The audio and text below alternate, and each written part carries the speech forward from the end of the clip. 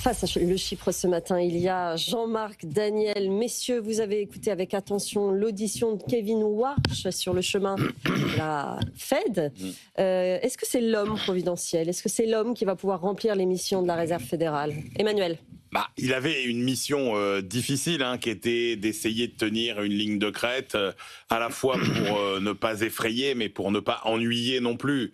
Il fallait qu'il montre qu'il était le tenant d'une ligne du changement, mais pas une continuité tranquille non plus. Moi, j'ai bien aimé plusieurs de ses remarques que j'ai trouvées plutôt rassurantes. D'abord, il a montré une ligne assez dure sur la lutte contre l'inflation, mais attention, en insistant bien sur un point qui est, attendez, l'inflation, c'est pas que ma responsabilité à moi, Réserve fédérale, c'est aussi la responsabilité du gouvernement et de sa politique budgétaire. Et là, j'ai trouvé qu'il abordait un sujet qui est majeur. Vous savez, c'est ce fameux sujet de la dominance fiscale qui consiste à dire, mais contrairement à ce qu'on pourrait croire, dans un régime où l'État est extrêmement endetté, le poids de la dette est tellement important et le coût de la dette et donc des taux d'intérêt est tellement important que finalement, c'est l'État qui tient dans sa main la Banque centrale et pas la Banque centrale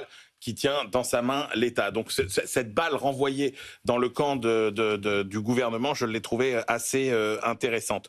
J'ai trouvé assez intéressante aussi la critique implicite qu'il a fait de la Fed actuelle sur finalement sa lenteur de réaction en 2021, 2022, au moment de la crise, avec ensuite compensé par un resserrement brutal, un peu comme en Europe d'ailleurs. Et là, ce qu'il critique, c'est finalement ces stratégies de politique monétaire qui se veulent extrêmement mécaniques, extrêmement préventives, où on annonce très à l'avance. Moi, j'ai senti qu'il y avait un désir de revenir à une Fed un peu moins prévisible, pour reprendre peut-être, sans doute, un peu la main. Et ce qui veut dire aussi peut-être, et ça c'est le grand espoir, alors c'était un peu entre les lignes, mais j'ai trouvé ça prometteur, sur aussi une sensibilité très forte à la stabilité financière. C'est-à-dire que quand on s'interroge sur l'indépendance de la Fed aujourd'hui, on peut dire, mais attendez, elle est peut-être indépendante du gouvernement, il y a débat, mais elle n'est plus du tout indépendante des marchés financiers qui ont pris la main. Et là, il y a cette idée peut-être, en voulant être moins prévisible, de reprendre la main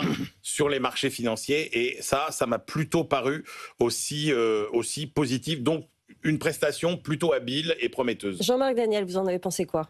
Non, dans le jugement que vient de faire Emmanuel, je pense que le mot important, c'est ennuyeux. Je pense qu'il a été assez convenu, assez ennuyeux. Et dans son diagnostic aussi, je pense que le grand enjeu, effectivement, c'est les rapports avec l'État. Alors, derrière le mot d'indépendance, il y a cette idée que, effectivement, la politique monétaire est efficace et légitime si cette institution, qui est un monopole, donc qui n'est pas soumis à une contrainte liée à la concurrence, doit échapper, effectivement, aux aléas politiques et conserver une forme d'autorité liée à son indépendance. Mais je pense qu'il est passé à côté d'un débat qui a lieu en ce moment parmi les économistes, notamment aux États-Unis, sur à quoi sert la Banque centrale. C'est-à-dire que je rappelle que les banques centrales n'ont jamais été définitivement employées dans un objectif très précis. Une banque centrale du 19e siècle, il n'y avait pas le mot inflation dans les statuts d'une banque centrale du 19e siècle. Une banque centrale du 19e siècle n'avait pas un objectif d'assurer l'emploi. Une banque centrale du 19e siècle, elle était là pour financer la dette publique ou privée. Et donc, je pense qu'il faut en revenir au débat qui a eu lieu en 1978. En 1978, quand on a donné le statut actuel de la Banque centrale, il y a un papier très intéressant de Samuelson qui dit, dedans il y a la messe, c'est-à-dire l'inflation, le plein emploi. Il dit tout ça, ça n'a pas de sens, ne serait-ce que parce que dire qu'on va à la fois lutter contre l'inflation et assurer le plein emploi, c'est contraire à l'arbitrage de Phillips. Et en économie, il y a un arbitrage de Phillips plus ou moins affirmé, mais il y a toujours un arbitrage de Phillips.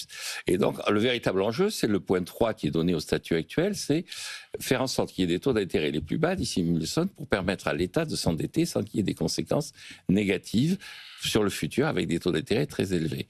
Et Samuelson rebondit 10 ans après quand il fait le bilan de Reagan en disant la pire politique que nous devons devoir, c'est des taux d'intérêt très élevés qui massacrent l'économie et la seule capacité qu'a l'État de réagir à ça, c'est de faire du déficit pour éviter que la récession soit trop profonde. Et donc on est dans une espèce de cycle particulièrement négatif où on a des taux d'intérêt très élevés et un déficit budgétaire très important. Et donc, ce qu'il faut éviter à tout prix, c'est ça. Et Samuelson dit, la seule façon d'y parvenir, c'est qu'il y ait une règle du jeu claire sur la façon dont l'État et la Banque centrale s'articulent autour de la gestion du déficit budgétaire.